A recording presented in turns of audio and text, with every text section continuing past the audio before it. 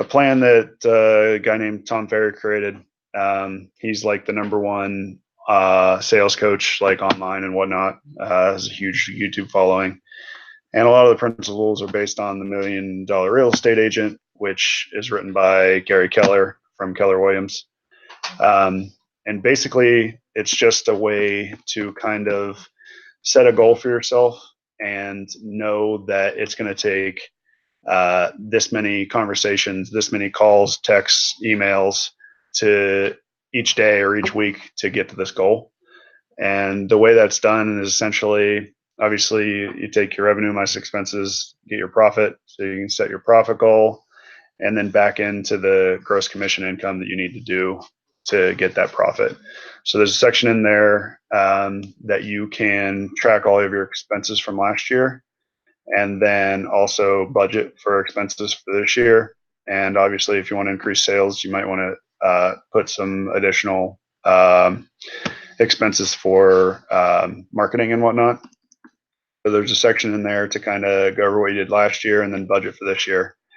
But the idea is behind it is, once you get your gross commission target, then you decide how many you want to be from seller transactions, how many you want to be representing buyer transactions, and then take your average commission income from each sale, and then you can back into how many deals that you need to do in 2019. Once you figure out how many deals you need to close in 2019, you can use the statistical average of conversations to close deals 40. So basically, that's saying that you need to have 40 business targeted conversations to close one deal. So if for an agent or for our brokerage, if we want to do 100 deals next year, that means that we need to have, what's 100 times 44,000 conversations in 2019 as a brokerage to reach that target. And basically, you can get that to, then you can decide how many weeks you plan to work next year. We're probably all going to take at least some vacation time, and then how many days a week you're going to work, and actually get to the number of conversations you need to have each day. Does that mean that every conversation you have with a client throughout a particular deal, that counts as one? Because 40 will be low. So it counts to get you to the conversion. So after you have like a listing appointment, we assume the deal's won, and then the rest of the conversations don't really count. Yeah, so it's about actually getting the listing and actually getting the buyer rep, getting to that point. And then after that, the conversation don't count towards that. Yeah. Up to the getting the lead. They're just service calls then, basically. Yeah. So it's like prospecting calls basically. So a lot of that is, calling up your friend and saying, do you or past clients and saying, I know you're probably not looking to buy a house, just checking to see if everything's good with the house you bought with me, and do you know anybody else that might be buying or selling a house this year or might be interested, that kind of thing. So I'm not going to get too in depth with this, but Jeremy, if you're looking, this is the meat of that thing that I just first page. Yeah, Yes. that's the meat of kind of the math behind getting to you to know, like, set a target for how many conversations you need to have. We're going to have individual meetings with everybody. Yeah, everybody that wants to, which hopefully everybody. But so next, basically, how are you going to get all those leads to have these conversations with? And I think it's on the, I don't know, it's the page that says how to get it. Yeah. So basically, that gives a nice idea of where your lead sources could come from. There's probably some missing, and there's probably some that you might not even want to use. But that's kind of a comprehensive list. Past clients is obvious. Center of influence is family, friends, basically everyone in your current network, and then kind of the referral. And then the next section that's the lead sources. The next section is the lead generation. So basically, how are you going to convert all of those leads into customers? So that's like stuff with like bulk mail, mailers, through social media, through open houses, which I don't know if we're utilizing. I know there's mixed results with open houses, but we think even though they might not sell the house, that it's still good to have the open house and get the leads, even if they're all buyer leads and you don't necessarily want buyer leads. Then you should probably partner with somebody that would want buyer leads and give those leads to them, and then you could just split the commission, or something like that. But I was going over with them before. There's a video. We're going to send out some resources, but there's a video they're talking about the 4 main lead sources that are used by most agents, or statistically most used by agents. The number one is your database. So that's your center of influence, the people you currently know, the people that you're trying to continue to put in there. The second is geographic farm, which is, setting a geographic location of basically in between 500 and 1,000 houses and targeting them, becoming the go-to real estate agent in that area. The third is online, which social media and website, everything like that. And the fourth is open houses. So those are like the 4 that you might want to consider first, but that doesn't mean that they're all going to work for you. But what we want to help you do is at least set up one lead generation system or one additional lead generation system. So that might be basically in the next page, it says basically continues with how to get it, but this is actually an individual plan for a lead source. So say you pick one of your lead sources you want to come from your geographic farm.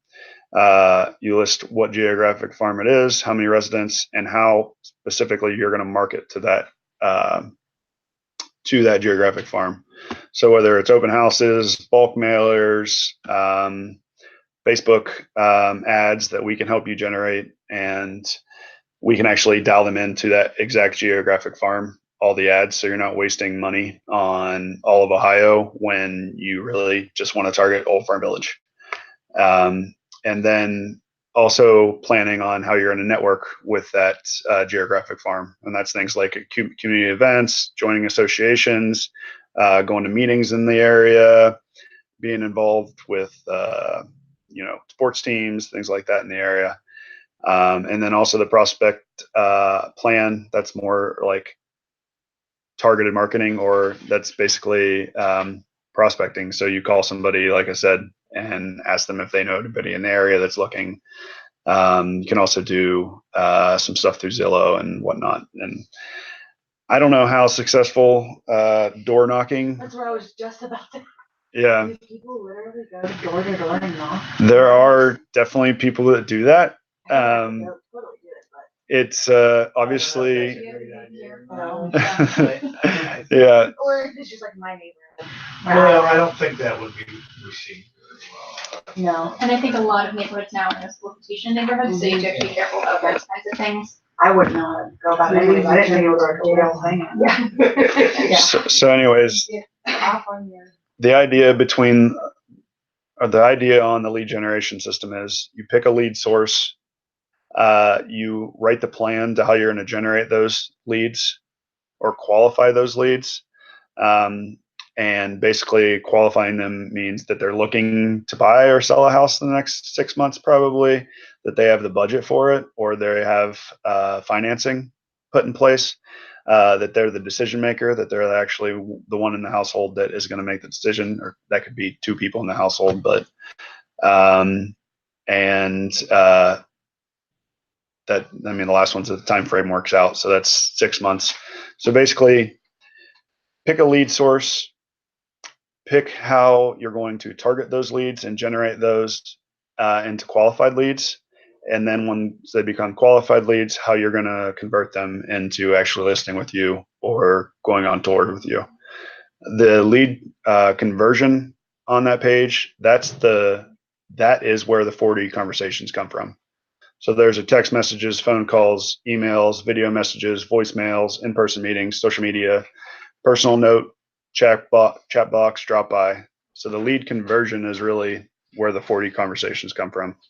The rest is just picking your big group of leads, narrowing them down to qualified leads, and then the lead conversion in the 40 conversations is actually how you're going to get them to actually list with you, or go on listing or go on tours with you.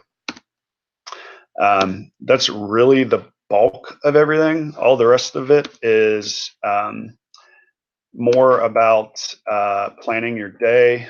So daily routines, weekly routines, and also it gets into at the end what like the driving force behind why you want to do this is.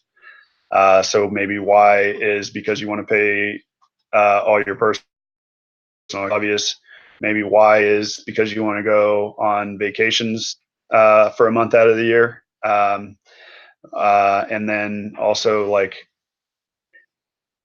it asks you to list if I succeed, what happens. So if you succeed, if it's that you want to take a month vacation, that you get to take your month vacation. If you fail, what are the consequences? So maybe if you fail, you can't pay your mortgage and you lose your house. Like that's a drastic one. Or if you fail, you don't get to take your vacation. There's also some stuff about kind of like personal improvement. That's what that wheel is about, which we're not going to necessarily get into that stuff with you guys in the one-on-one meetings. What we really want to help you do is set the goal, which is the first page that we talked about. Set the goal and back into a plan for how you're going to achieve that goal. And that's our plan for how we're going to improve our sales by 30% in 2019, basically. We'll have to do a little homework on these calculations, Megan, but Mine was off by, do we have 589, but it says here 618.